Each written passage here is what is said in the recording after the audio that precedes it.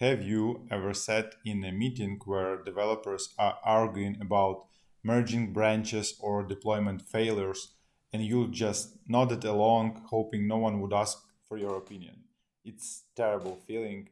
The truth is you don't need to know how to write a code to be a great project manager, but you must understand the logic of how software is built.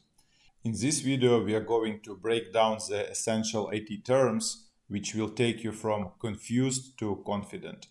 I will teach you basic IT terms which help you understand what developers are actually talking about. And by the end of this video, I'll show you exactly what the bug is and how to create a great bug report, the kind that earns you genuine respect from the developers. You are going to have complete mental map of how IT actually works. We are talking infrastructure, team roles, contract, budgets, and the professional slang. Basic IT terms that separate someone who gets respect in the meetings from someone who gets dismissed and non-technical. This is the base that makes everything else work. Let's start by reinforcing one of the most fundamental distinctions you need to be crystal clear on: web applications versus native applications. A web application requires a browser and an internet connections to run. Think Gmail, Google Docs, or any website you interact through Google Chrome or Safari. You don't install anything. You just open a browser, type URL, and you're in. The code lives on a server somewhere, and your browser is just displaying what the servers send you. A native application, on the other hand, is installed directly onto device like your phone or your laptop, and it can often work independently, even offline. Think of the Instagram application on your iPhone or Spotify on your desktop. Yes, they think data when you're online, but the core application lives on your device. This distinction matters because when a client says, "We want an application," you need to immediately clarify. Are we talking about web applications that works in a browser or native applications that users download from the App Store? The tech stack, the timeline, and the budget are completely different depending on which path you take. Remember it. Let's figure out the infrastructure, because this is where a lot of people gets confused when they hear about developers throw around terms like hosting, domain, and URL. These three concepts work together, and understanding how they connect is fundamental. First concept is hosting. This is a simply computer, or more accurately, a server where the site's files, database are stored, so they can be accessible on the internet. Think of it like renting a storage space, except instead of storing boxes, because you are storing your website's code, images, videos, and database. When someone types in your website's URL, their browser is reaching out to that server, grabbing the files, and displaying them. No hosting, no website. It's that simple. You can host your website from your own PC or your hosting providers as AWS, Google Cloud, Microsoft Hostinger, or Bluehost. And the next term is domain. The domain is human readable address of your website like google.com or amazon.com. Without domain, users would have to type in your server IP address, which is a string of numbers like 192.168.11, and nobody going to remember that, and it looks completely unprofessional. So you buy a domain name and it gets linked to your hosting server. Remember, hosting, domain. The domain is essentially a nickname that points to where your site actually lives. And finally, URL, which stands from Uniform Resource Locator. This is the full address of a specific page or resource on the internet. A URL includes the protocol like HTTPS, the domain like example.com, and the often a path for a specific page like products or laptop. So when you see https example.com products, that's the entire string is the URL. The domain is just a piece of it, and here's how they work together. You pay for hosting, like the server space, you register domain, like the name of your website, and you point domain to the hosting server. And when someone types the URL into their browser, the domain directs them to the hosting server, which sends back the website files. That's the basic infrastructure behind every website you ever visit. The first thing you see after visiting any website or application is UI, user interface. User interface is the visual design, basically how the site looks. Button, colors, typography, spacing, layouts. It's the aesthetics and the visual elements user interact with. There is another term, UX or user experience, and it's critical to understand the difference between UI and UX because people use these terms interchangeably and they shouldn't. UX or user experience is the overall usability and the satisfaction the user gets from interacting with the product. It's about flow, logic, and whether the user can accomplish their goal without getting frustrated. There are a lot of different ways how to categorize web products. Let me explain you the most popular ones. Regarding product types, you should know about the few key categories because when you are scoping a project, this distinction determine cost, complexity, and technical requirements. Let's start with CMS or content management systems like WordPress. These allow users without programming skills to create and manage websites. A small businesses a small business owner can log into WordPress, update their blog and images, change text, all without touching the code. It's plug and play. The huge advantage here is speed and cost. You are not building from scratch, you are customizing a template. Then you have static web applications like landing pages or simple website portfolio. These are cheaper and faster to build because they don't require a database or complex backend logic. It's just HTML, CSS, maybe some JavaScript for animations. The content doesn't change based on who's viewing it, and everyone sees the same thing. Perfect for company pages, marketing campaigns, event pages, or simple informational sites where the content updates infrequently. Next up, dynamic web applications, like social networks or SaaS platforms. These require a database to store information about users, messages, settings, whatever. Data drives the experience. They also need backend logic that manages user authentication, processes the data in real time, personalizes content based on who's logging in, handles complex workflows. And now let's talk about e-commerce platforms as separate category. Yes, they are technically dynamic applications, but they deserve their own classification because they have specific requirements. Product catalogs, shopping carts, payment gateway, interactions, inventory management, order tracking, or shipping calculations. You've got two main paths here.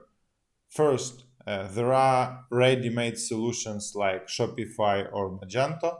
Shopify is a simpler option. It's hosted, user-friendly, perfect for small to medium businesses that want to start selling quickly without a dedicated tech team. Magento is more powerful and customizable, but it requires developers to set up it, maintain. It's for larger businesses with complex catalog needs or specific customization requirements. The key question when scoping an e-commerce project is, are we using an existing platform and customizing it, or are we building a custom solution from scratch? The cost difference is massive. Another category you need to know is LMS, or Learning Management Systems. These are platforms designed specifically for delivering, tracking, and managing educational content. Think outline course platforms, corporate training portals, or university systems. All LMS handles user enrollment, course content delivery, videos, quizzes, assignments, progress tracking, certifications, sometimes even grading and discussion forums. Examples include Moodle, Canvas, or custom-built systems for company running internal training program. When you are managing an LMS project, you are dealing with a lot of content structuring, user role management, its students, instructors, admins, and often integration with video hosting or payment system if courses are being sold. And finally, there is PWA, or Progressive Web Application. This is a hybrid approach that combines the best of web and native applications. PWA is built with web technologies, HTML, CSS, JavaScript, but it behaves like a native application. User can install it from the browser without going through an app store, and it works offline. It sends push notification, it loads fast. Twitter, Pinterest, and Starbucks all use PWAs. The advantage is that you are building once and it works across all platforms, iOS, Android, desktop, without maintaining a separate code base. The trade-off is that PWAs don't have access to all the device features that a true native application does, and the user experience isn't quite as smooth as fully native solution. But if your client wants an app-like experience without the cost and complexity of building separate iOS and Android applications, PWA is often the right answer. A great example of PWA is YouTube Music. You can access it through your browser and install it as an app on your local PC without visiting an app store. So when client comes to you and says, "We need a website," your first question should be, what does it needs to do? If it's just displaying information that rarely changes, you are looking at a static site. If they need users to log in, save preferences, interact with each other, that's dynamic. If they want to sell products, e-commerce platform. If they're delivering courses, LMS. And if they want an app experience without building native applications, PWA. Each one is different project entirely. All right, so that was the big picture, and now let's get into exact terms you'll hear in every daily meetings. You're going to hear these words every single day, so you need to learn them. Let's start with process management terms. To assign, this means to allocate a task to specific a person in the system. You are not just telling them verbally, you are assigning the task in Jira or Trello, so there is a record and accountability. Backlog. This is the full list or scope of tasks that need to be done to achieve the project goal.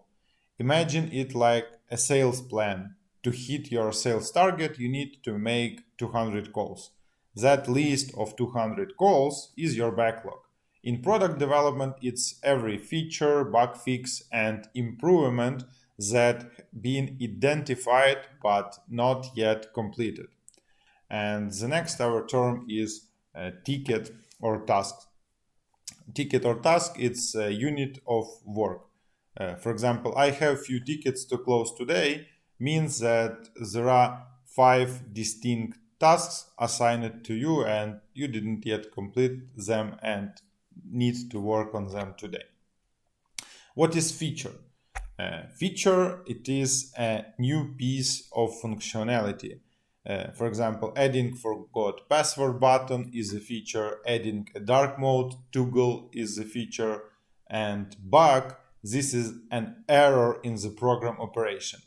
When the button doesn't work, the page crashes, the calculation is wrong, that's the bug. Debugging, this is the process of finding the cause of an error. The developer looks for the specific line of code where the logic breaks. For example, I spent 3 hours debugging means they were hunting down why something wasn't working as expected. Daily meeting or stand-up, this is a short daily team meeting for synchronization. Everyone quickly says what they did yesterday, what they're doing today, and if there are any blockers. It's 10-15 minutes maximum, and if you are finding this useful, do me a favor. Subscribe to the PsyPM YouTube channel, because I am building the entire library of content that takes you from beginner to a confident project manager, step by step. Subscribe to PsyPM and let's keep building your PM toolkit. Let's continue the dictionary with technical concepts that you as a manager absolutely need to understand even you are not writing the code yourself. GitHub. This is a service where the project's code is stored. Think of it as Dropbox or Microsoft OneDrive for documents, but GitHub is specifically designed for developers to manage code, track changes, and collaborate. When a developer said, I pushed a code to GitHub, they mean they uploaded their work to the shared repository. To merge, this is the process of combining local code changes made by developer with the main version of the code on the server. Developers work on their own branches, like isolated versions of code, and when their work is ready, they merge it into the main branch. This prevents everyone from stepping on each other's toes. To simplify merge, imagine you and your friend are working on the same Word document. You download a copy to your computer and write the introduction section. Meanwhile, your friend stays online and writes the conclusion. When you come back to online document, you cannot just overwrite the file because you'll delete your friend's work. Instead, you have to combine your introduction with their conclusion into the final document. That process of combining two sets of changes into one master file, it's called merging. And there is second term, to deploy. To deploy, this is the process of updating code on the server so that changes become available to end users. Here's the flow. Developers writes a new code, tests it locally, merges it to the main code base on GitHub, and then deploys it to the live server. That's like ideal flow. That deployment step is when new code actually goes live. So when a feature is done and tested, you deploy it, and suddenly users can see the new button or functionality on the website. Think of it like a publishing of new version of a document. You can edit it all you want on your computer, but until you upload the updated file to the shared drive, nobody else sees your changes. Deployment is that upload step, but for code. Backup. Backup is a reserved copy of data. If the service crashes or the database gets corrupted, you restore them from the backup. No backup means you're one technical failure away from losing everything. So when you understand these basic terms I just explained, you can follow technical conversations without constantly asking for clarification, which builds trust with you and your dev team. In your work, you're going to be using task trackers, and the most popular tools came from the company Atlassian, it's Jira and Trello. Jira is a powerful tool for large projects. It's got robust reporting, custom workflows, sprint planning, burn down charts, basically everything you need to manage complex software development. It's also a bit overwhelming when you are starting out, and there are a few videos on the PsyPM channel where I show you how Jira actually works. Watch this video. Trello is a simplified home version that perfect for learning or smaller tasks. It's visual, intuitive, and you can get up and run it in 5 minutes. And yes, you can manage your project in both, in Jira and in Trello, depends on your needs. Stay with this part because this is where things start to compound. And one of the most important skills in project management is estimation. And this is where a lot of projects go off the rails. A developer shouldn't start a task until they've estimated how long it will take. There are three concepts that you need to burn into your brain. Estimate, this is the planned time. A developer looks at the task and says, I think this will take me 8 hours. Underestimate, this is when you spend more time than you planned, meaning you underestimated the complexity. The task you thought would take 8 hours actually took 12.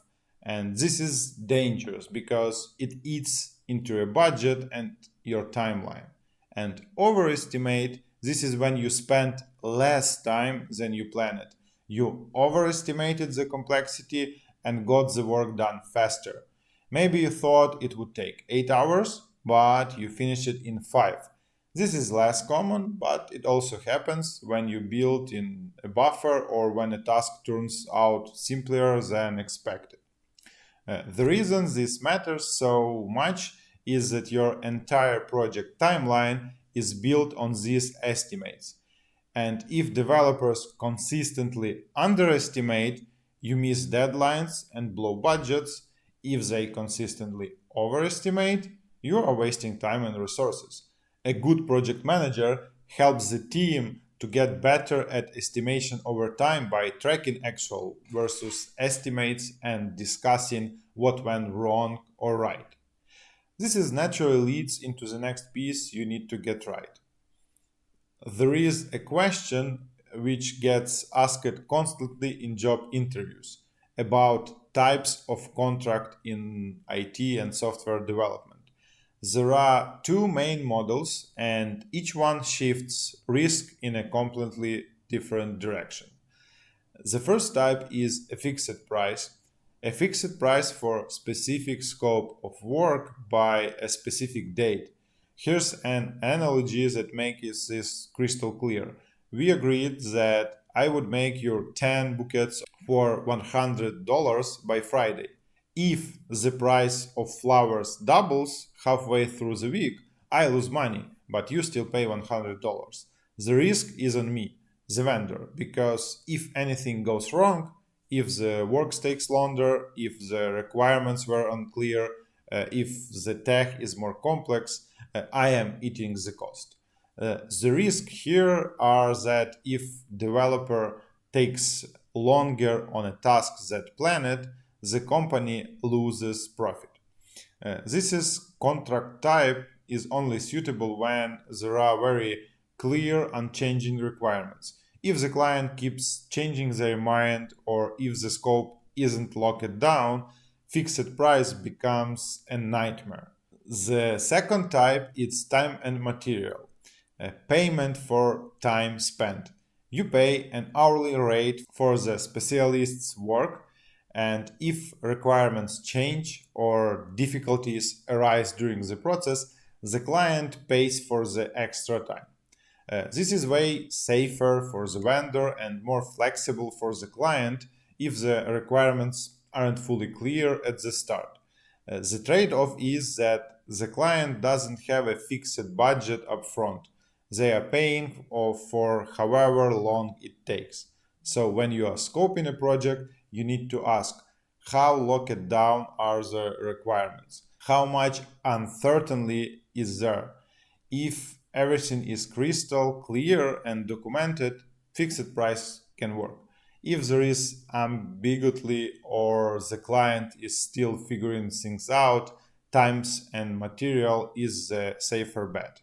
I combine IT, psychology, and project management to help you master project management skills and start earning money. Whether that's by landing a full time project manager job or managing your own independent projects. If you are finding this useful, hit the like button and subscribe to my channel. I also want to explain you how the IT company or IT service companies works in general. The IT sector often evolved from freelancers. One engineer would start working, pick up clients, then hire his friends and ask them help him to implement the job requested by his clients, and that's how companies appeared. But in modern companies, there is a clear division of roles, and you need to understand who does what so you know who to go when you need something. First is front end developers. They are responsible for what the user sees in the browser, the interface, buttons, animations, layout. Main technologies here are HTML, CSS, and JavaScript. If the homepage looks broken on mobile, you are talking to a front-end developer. Back-end developers responsible for the under the hood part. Server logic, databases, APIs, and when users click submit on the form, and the backend process that data, stores it in the database, and maybe sends an email confirmation. And if the login system isn't working or the data isn't saving, that's a backend problem and you need to go to backend developer. QA engineer or quality assurance, this is the tester, the person who checks the quality of the code before it goes live. There are manual QAs who click through the things by hand, testing every button and every edge case, and there are automation QAs who write the code that tests the program automatically, running hundreds of test cases in minutes. DevOps. DevOps is responsible for processes, servers, and infrastructures. They make sure that application doesn't crash when a thousand of users hit it at once. They manage deployments, they set up monitoring and alerts. If the website goes down, DevOps is the first person getting paged. And when you are managing a project, you need to know which role owns which part of the problem. So you are not asking the front end developer to fix the database issue or asking a backend developer why a button is misaligned. There are also new roles related to data and artificial intelligence, which also are appearing in different project teams. And if you are entering the industry now in 2025, you need to be aware of this because they are only going to grow.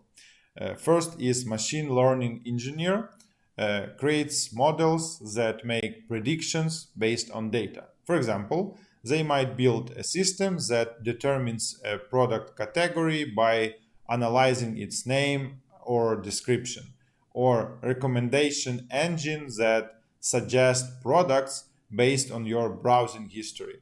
This role is part of software engineering, part statistic. Data scientist. Data scientist analyzes large sets of data and builds hypotheses. This is math plus databases plus business logic. They are the ones who look at your user data and say, hey, users who complete onboarding with the first 24 hours are 3 times more likely to stick around for a long term. They find the insights that drive product decisions. AI engineer implements artificial intelligence into business processes. They take AI models and integrate them into real products, like adding a chatbot to customer support or automating document classification. This is a newer, more specialized role that sits at the intersection of ML, backend development, and product development. You might not manage all of these roles right away, but understanding they exist helps you spot opportunities and understand where the industry is heading. And now let me explain you what is bug description and how to create a good bug description to earn respect from software developers. When a QA finds an error, a bug report is created. And as project manager, you need to understand its structure because you're going to be reviewing these bugs, prioritizing them, and sometimes writing them yourself. Also, you can be in situations where you need to create a bug report by yourself or you need to teach your team how to create a bug report. And I prepared detailed structure of all required pieces of a bug description. And here's the structure. Title: short and clear stating what isn't working. For example, login button does not respond on mobile Safari browser.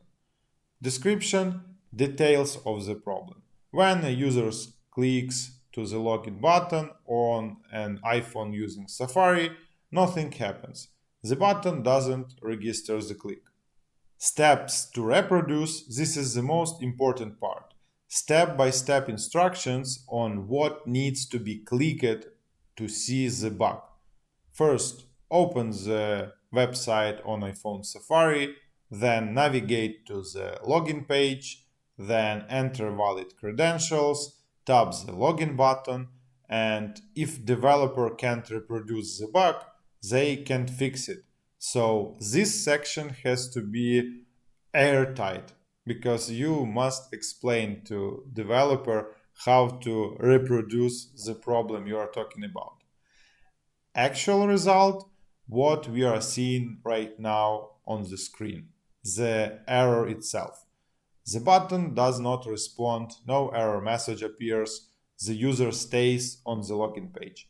And expected result: it's how it's supposed to work according to the requirements. For example, the user should be redirected to the dashboard after entering valid credentials and clicking login. There is priority, how important this is for the business. Is this blocking users from accessing the product entirely? It's critical, or it's a minor visual issue that doesn't affect functionality and it's like low priority. This determines what gets fixed first. Environment: where it was found. Browser, device, operating system, for example, iOS 16, Safari, iPhone 12. Attachments: screenshots or video. A picture is worth 1,000 words, especially when you are trying to explain a visual bug. When you write or review bug reports with this structure, you eliminate back and forth. The developer has everything they need to understand, reproduce, and fix the issue. Use it in your job. If you only take one thing from this video, let it be this next point. To wrap things up, here's your homework. And I want you to actually do this because it's going to cement everything we just covered. First, create a board in Trello and get comfortable with functionality. Set up columns, create a few cards, drag them around, and make it your own workspace. Second, register on GitHub. You don't need to write code, but you should know how to navigate a repository, look at commits, and understand the basics of what is GitHub and how it works.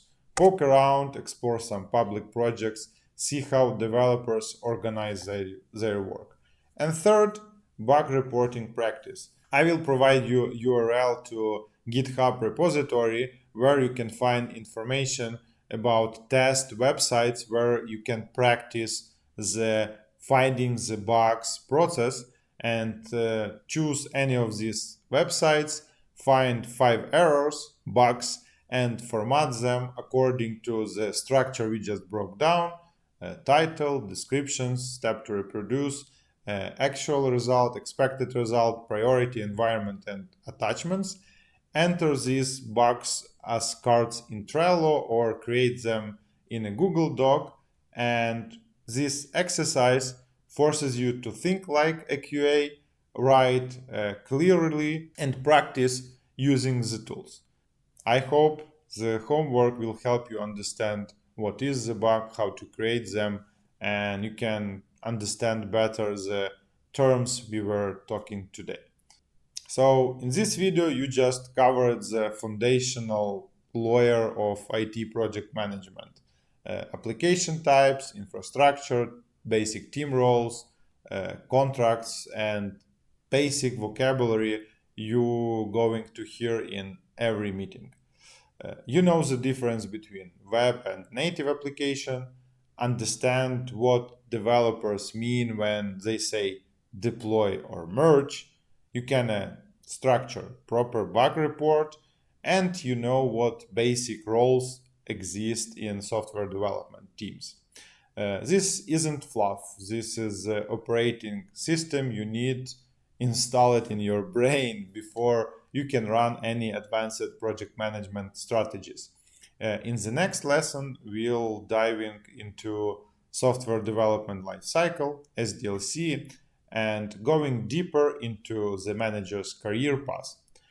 You're going to learn the exact stages every project goes through, from idea to launch, and where you fit as a project manager at each stage. If today was about vocabulary and the map, the next lesson is about the journey itself. So finish the homework, get your Trello board set up, and I'll see you in the next lesson. If you haven't already, subscribe to PsyPM YouTube channel so you don't miss it. Bye bye.